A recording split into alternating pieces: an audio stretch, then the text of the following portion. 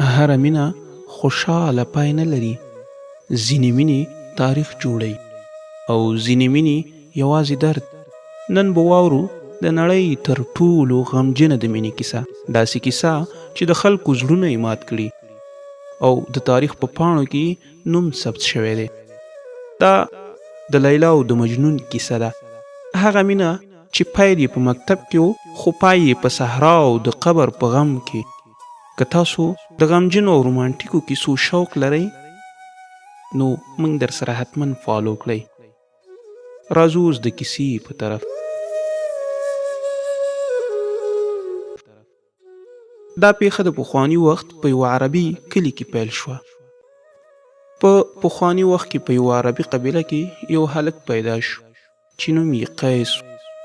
قیس ډېر هوښیار، نرم زړه والا او ښکلی هلک.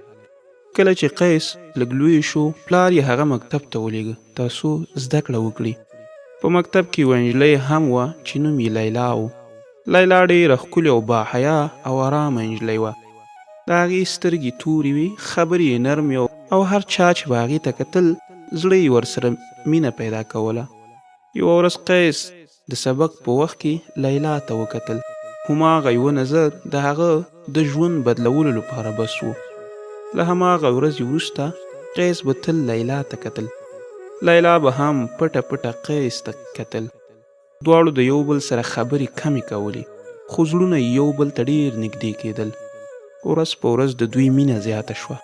د قیس او د لیلا مینه ورځ په ورځ زیاتېدله، خو په مکتب کې د دوی مینه خلکو ته هم ښکاره شوه.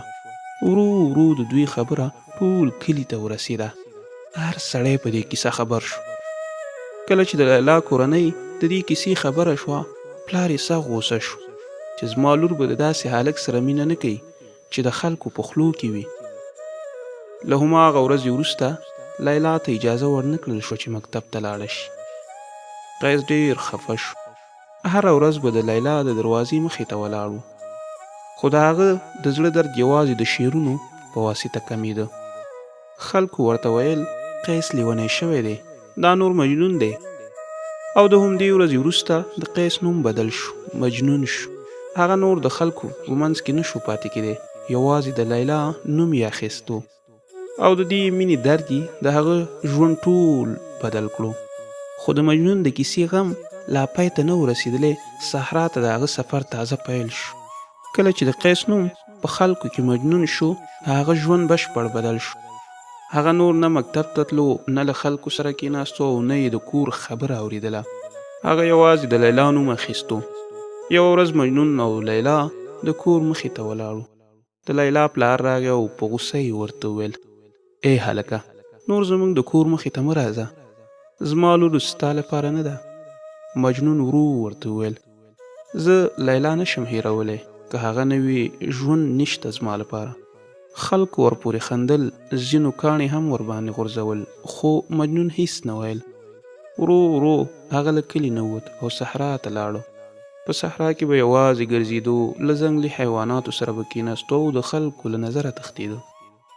هغه به شعرونه ویل: زما زړه د لیلا دی، که لیلا نه وي نو زه هم نه یم. د مجنون پلار چې دا حالت ولیدو ډېر غمژن شو. هغه صحرا ته لاړو چې خپل زوی بیرته راولي. پلار یې ورته ویل: زویه راځه کور ته، زه به د لیلا غوښتنه درته وکړم.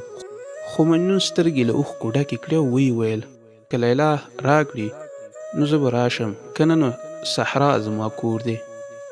دا و د لیلا او مجنون کیسې لومړۍ برخه.